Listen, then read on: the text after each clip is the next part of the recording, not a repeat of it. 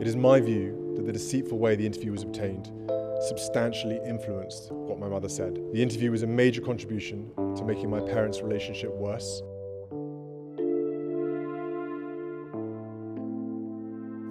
In a stunning royal showdown that has sparked intense speculation, Prince William reportedly drew a firm line against a proposal that could have brought Queen Camilla's son closer to the heart of royal duties.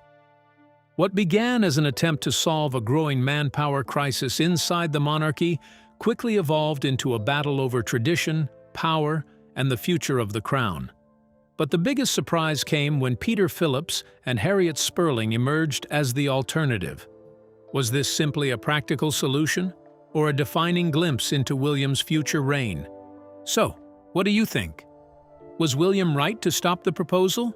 Or should Camilla's son have been given a bigger role?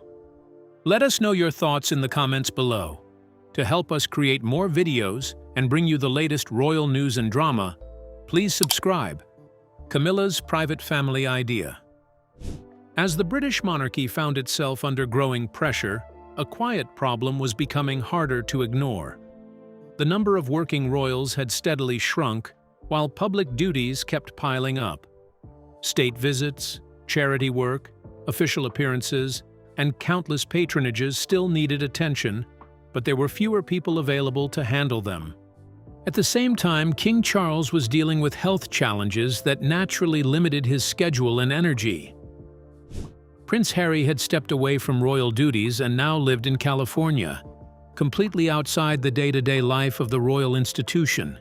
Prince Andrew, once a senior figure, had been removed from public roles following years of controversy.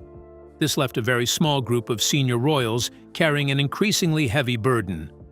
In this atmosphere, Queen Camilla reportedly began thinking in a practical and very personal way about how to help. Looking around her own extended family, one name stood out: her son, Tom Parker Bowles. Unlike the traditional image of royalty, Tom had built his own life far away from palace duties. He was a respected food writer, a television personality, and a well-known critic in the culinary world. Over the years, he had created a solid career based on his own talent, voice, and public presence. From Camilla's perspective, Tom seemed to have qualities that could fit into a modern royal role. He was confident when speaking in public, comfortable around cameras, and used to dealing with media attention throughout his career. Over the years, he had built experience presenting himself in front of large audiences and handling public pressure. In many ways, he already understood life in the spotlight, even without ever being part of the royal system. With the monarchy stretched thin and demand for appearances growing every week, Camilla reportedly saw what she believed was a simple and realistic idea. Why not bring in someone already trusted within the family circle, someone capable and comfortable in the public eye, to help ease the pressure? To her, it was not about changing tradition, but about finding a way to adapt to difficult times. A modern problem, she believed, might need a modern kind of support. And in her eyes, Tom Parker Bowles seemed like someone who could quietly step in and help the royal household breathe a little easier during one of its most demanding periods. Camilla thought her son would be a better fit to fill the void within the monarchy as the number of working royals reduced. But would everyone accept such an idea, or would some oppose it? If so, who would disagree, and what would their reasons be? Let's uncover the intriguing details. A growing royal divide. While a few people inside and outside the palace reportedly saw the idea as a practical and even helpful solution, not everyone agreed. For Prince William and Princess Anne, the situation meant something far more serious than just filling gaps in the royal schedule or easing pressure on the remaining working royals. To them, this was not a simple matter of convenience. It was about the very structure that holds the monarchy together. The royal family, in their view, is not just a group of people carrying out public duties. It is an institution built on rules, tradition, and clear boundaries that have been carefully protected for generations. From William and Anne's perspective, allowing a change like this, even if it seemed harmless on the surface, could slowly reshape how the monarchy is understood by the public. What one side described as a smart, modern adjustment, they saw as a potential shift in something much deeper and more sensitive. Their concern was not focused on any single individual. Instead, it was about what could happen next if such a decision was accepted. If one non-working family member could be brought closer into official royal duties, then where would the line be drawn in the future? Who would decide which relatives qualify and which do not? This is where the disagreement became more serious. To supporters of the idea, it looked like a flexible and realistic way to handle growing pressure on the monarchy. But to William and Anne, it raised a warning sign. They feared it could open the door to expectations that might be hard to control later on. Over time, they believed, small exceptions could slowly turn into normal practice. And once that happens, the clear structure that defines royal duty could begin to blur. In their eyes, the monarchy only works because its roles are clearly defined and carefully limited. Every working royal has a specific place, a specific responsibility, and a direct link to the crown. Changing that balance even slightly could create confusion about who truly represents the institution and on what authority. So while others focused on solving a short-term problem, William and Anne were thinking further ahead. For them, this was not just about today's pressure, it was about protecting the future shape and strength of the monarchy itself. Prince William and Princess Anne strongly opposed the idea of bringing Camilla's son into the British royal setup as a working royal. But are their arguments against him genuine, or are they being emotional? And what does it actually mean to be a working royal? Now, let's dive into the powerful meaning behind a royal patronage, beyond honorary titles. At the center of the disagreement was something many people outside the royal world rarely stop to think about: the real meaning of royal patronages. On the surface, these roles may look simple, even symbolic. To some, they can seem like honorary titles, photo opportunities, or a form of public support for charities and organizations. But within the monarchy, they carry a much deeper and more serious weight. When a member of the royal family becomes a patron of a charity, a military group, or a cultural institution, they are not just lending their name. They are lending the authority and trust of the crown itself. Their presence signals that the institution they support is respected, reliable, and worthy of public confidence. In many cases, this royal connection can help raise funding, attract attention, and strengthen the reputation of the organization for years. This is why royal patronages have always been treated with great care and respect. They are not handed out casually, and they are not meant to be personal favors or informal gestures. Instead, they are part of a long-standing system built on duty, responsibility, and constitutional tradition. For generations, there has been an unspoken but very important understanding behind this system. Anyone who holds a royal patronage is expected to be closely tied to the structure of the monarchy itself. They are not ordinary private citizens. They are individuals who have committed their lives to public service and accepted the rules and responsibilities that come with representing the crown. Because of this, royal patronages are seen as an extension of the monarchy's identity. They reflect not just personal interest, but the authority of an ancient institution that depends on trust, stability, and clear boundaries. This is exactly why the issue became so sensitive. What may look like a simple appointment on the outside actually touches the core of how the monarchy presents itself to the public. It raises important questions about who is allowed to carry that authority and what it truly means to speak or act in the name of the crown. In the end, the debate was not just about one possible role or one individual.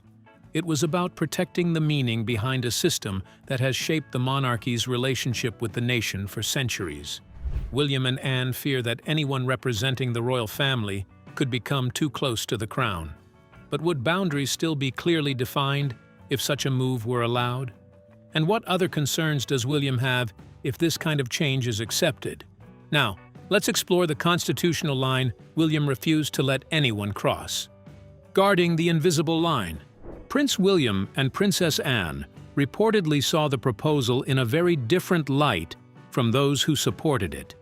To them, this was not a small or harmless change, but something that could quietly reshape one of the monarchy's most important boundaries. For generations, there has been a clear line in place about who represents the crown. That line is not just tradition, it is part of what keeps the monarchy stable and easy to understand in the eyes of the public. William and Anne believed that allowing Tom Parker Bowles, the son of the Queen Consort, to take on an official royal role would begin to blur that line in a way that could not easily be reversed. Their concern was not about Tom as a person. In fact, sources suggest their focus was never on his character, his career, or his achievements. Instead, it was about what his appointment could mean for the future of the institution as a whole. If one non-bloodline family member could step into an official royal position today, they reportedly asked, then what would stop similar requests in the future? Where would the line be drawn, and who would have the authority to decide where it should end? This is where their worry deepened. The monarchy has always depended on clear and predictable rules about who is in and who is out when it comes to official duties. These rules are part of what gives the institution its sense of order, stability, and legitimacy in the public eye.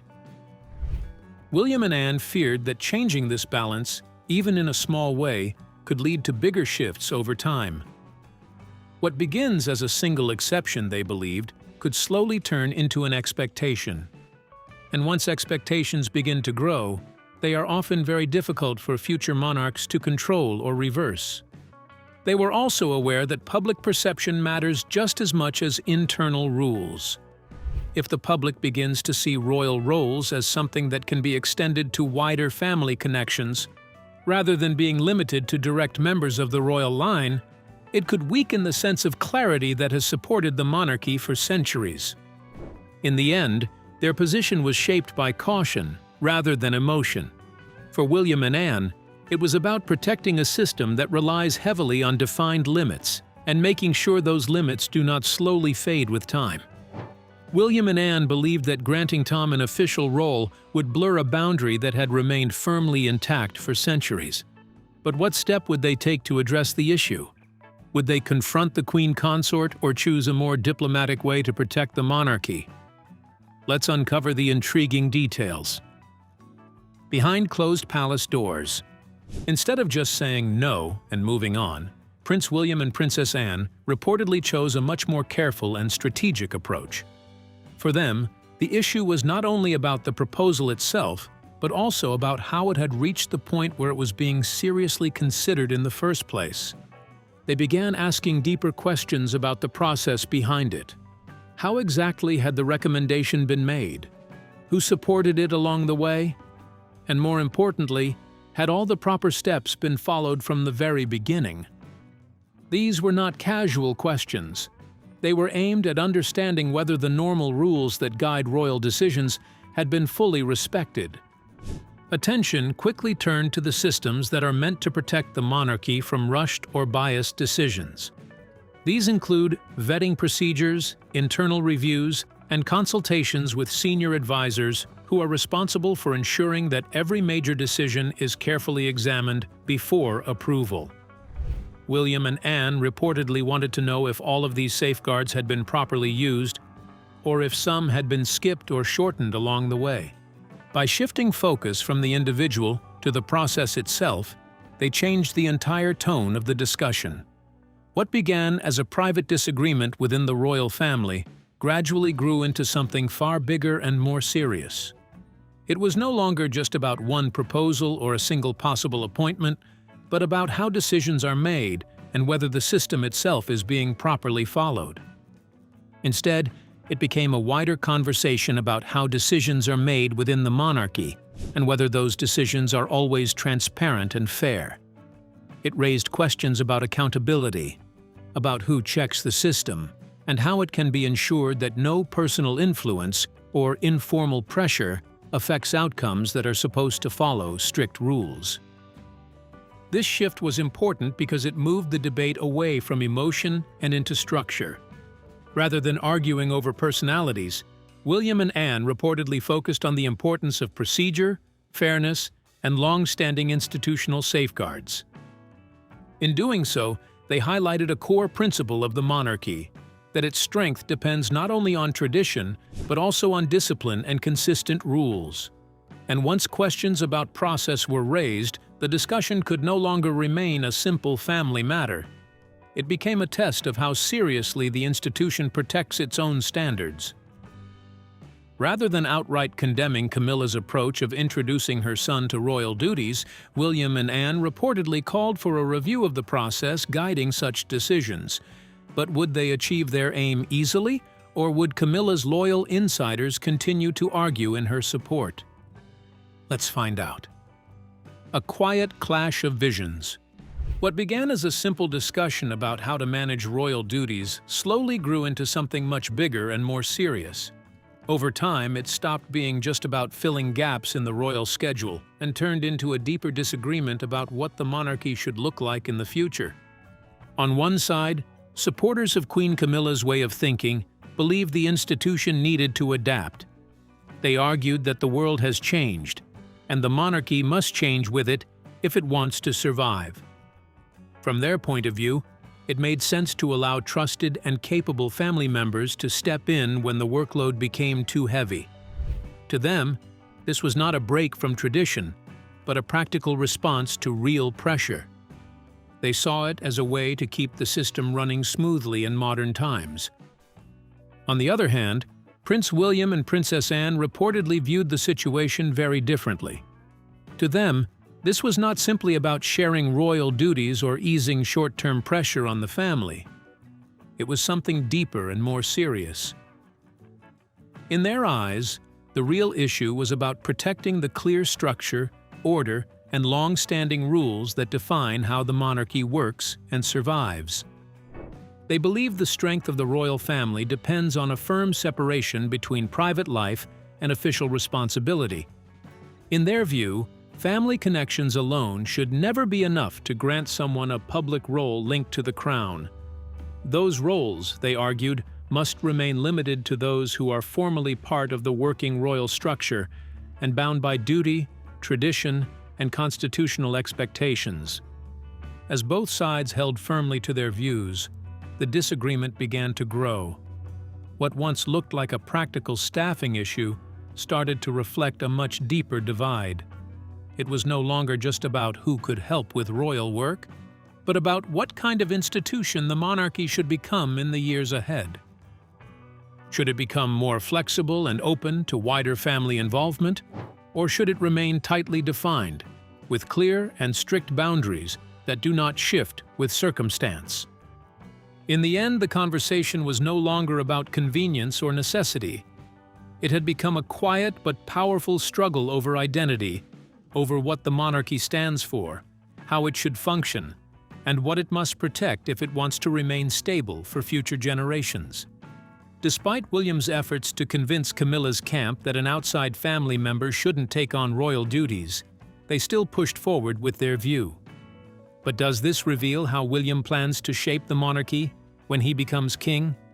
And what future does he truly envision for it? Let's uncover the details. A glimpse into the future crown. Far from being just a small family disagreement, the situation seemed to reveal something much deeper about Prince William's long-term thinking. According to people familiar with the royal household, this was not an isolated moment, but part of a wider approach he has been quietly shaping for years about how the monarchy should function in the future. As the Prince of Wales and future king, William has often been linked with the idea of a smaller, more focused, and better organized monarchy. Instead of a large and loosely defined group of working royals, his vision is said to lean toward a tighter structure, where every role is clearly defined and every responsibility is carefully managed. Those who have worked closely with him describe William as someone who is willing to make tough decisions when needed, even if those decisions are not popular with everyone involved. This includes choices that may cause tension within the family or challenge long-standing expectations. But supporters believe this kind of leadership is becoming more important than ever. In recent years, the royal family has gone through major changes. Some senior members have stepped away from public duties, while others have faced health challenges that limit their ability to work. At the same time, public expectations have shifted, with many people asking for a monarchy that is more efficient, more transparent, and more focused on core duties. All these pressures have made the monarchy feel less stable than it once was. The old way of doing things no longer seems strong enough to handle today's demands. Because of this, some people see William's approach as a necessary response to the growing challenges facing the royal family and the changing expectations placed on the institution. From this point of view, his reaction to the Tom Parker Bowles proposal was not just about one individual or one decision. Instead, it was viewed as a reflection of how he might handle similar situations in the future. To observers, it offered a glimpse into the kind of monarchy he may one day lead, one that is more structured, more disciplined, and less open to informal changes, even when those changes are presented as practical solutions. In other words, it was not just about the present moment, but about the shape of the crown in the years ahead. Beyond William's vision for a more controlled monarchy with strict limits on who can represent it, how does he respond to the idea of bringing in an external person for royal duties in the present moment? What approach would he take to handle this unexpected situation within the royal family? Let's find out. William's strategic countermove. Instead of simply rejecting the idea and leaving the growing workload problem unsolved, Prince William reportedly took a different and more strategic approach. Rather than allowing the debate to end in deadlock, he provided an alternative that aimed to solve the real issue while still protecting the traditional rules of the monarchy. According to reports, William looked within the royal family itself for a solution that would not cross constitutional lines. His attention reportedly turned to Peter Phillips, the son of Princess Anne, and the late Queen Elizabeth III's eldest grandchild. Alongside him was Peter's wife, Harriet Sperling. Both were seen as individuals with strong professional backgrounds and real-world experience outside the formal royal system. Peter Phillips has spent much of his life working in the business world, building experience in leadership, management, and large-scale commercial operations. Harriet, on the other hand, brings a very different kind of expertise through her work in pediatric nursing, where she has direct experience supporting children's health and well-being. Together, their skills represent a practical mix of business understanding and frontline care. What made this idea stand out, according to insiders, was that it did not change the core structure of the monarchy. Instead of giving royal titles or publicly funded positions, it suggested a smaller, carefully managed role. This approach aimed to offer support without disrupting tradition, keeping the system stable while still addressing growing demands. Under this arrangement, they would support selected charitable and public service projects in a voluntary capacity. They would not receive salaries from the crown, nor would they be given formal royal status. Their involvement would be clearly defined and closely managed, ensuring that their contributions remained supportive rather than institutional. In this way, William's reported approach was seen by some as an attempt to balance two important needs at once. On one hand, there was the practical reality of a busy and stretched monarchy that needed extra help. On the other hand, there was the long-standing need to protect royal traditions and maintain clear constitutional boundaries. To many observers, this alternative was more than just a workaround. It was viewed as a carefully thought-out model that allowed the monarchy to function more efficiently without changing who is officially allowed to represent the crown. Prince William reportedly suggested Queen Elizabeth's grandson and his wife to help fill the gap in the royal working circle. But will this idea be accepted by other senior royals, especially his father? What does this solution mean for the stability of the monarchy? And will it make a real impact? Let's uncover the details. A quiet resolution with lasting impact.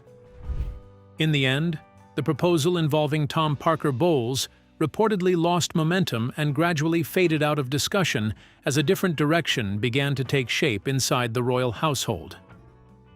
As support for William and Anne's alternative idea grew stronger, the original plan was quietly set aside, no longer seen as the best way forward for the monarchy's immediate needs.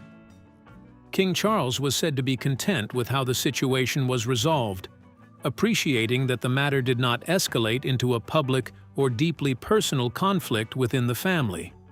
Instead, the process followed a path that allowed the institution to decide without open division.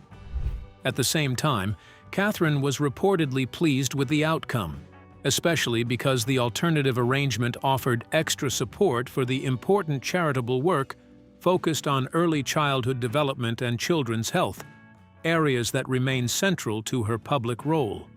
However, the importance of what happened went far beyond the question of one person or one proposal. What unfolded was not just about who might take on a role or how duties should be shared. It became something much bigger, a moment that highlighted how the monarchy understands itself in a changing world. At its core, the episode reinforced a key principle that continues to guide the modern royal family: the idea that the monarchy must be able to adapt when necessary, but only within clear and carefully protected limits. Flexibility is possible, but it cannot come at the cost of the rules and structures that give the institution its stability and meaning. For those following the situation closely, it revealed something deeper about power and responsibility inside the royal family. It wasn't just about one decision, but about who truly has the authority to shape the future of the crown. It also raised questions about how those decisions are made, challenged, and finally approved. Just as importantly, it showed why certain boundaries inside the monarchy remain firm, even as the world around it continues to change. These boundaries are not random. They exist to protect the identity of the institution, to maintain public trust, and to ensure that royal authority is not blurred or weakened over time. In the end, what first looked like a simple decision about royal staffing turned into something much bigger. It became a clear example of how the monarchy tries to balance old traditions with modern needs. While people and roles may change over time, the core rules that protect the crown are expected to stay firm, even when pressure builds or change feels unavoidable. What do you think about William's strategy? Was he right to stop Camilla's proposal, or did he go too far? We would love to hear your thoughts in the comments below. Don't forget to like and subscribe.